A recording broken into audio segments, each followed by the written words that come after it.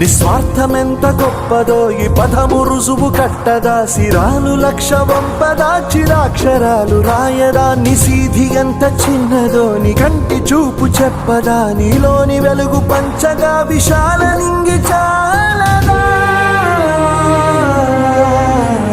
మనుష్యులందు నీ కథ మహర్షిలాగా సాగదా, మనుష్యులందు నీ కథ మహర్షిలాగా సాగదా.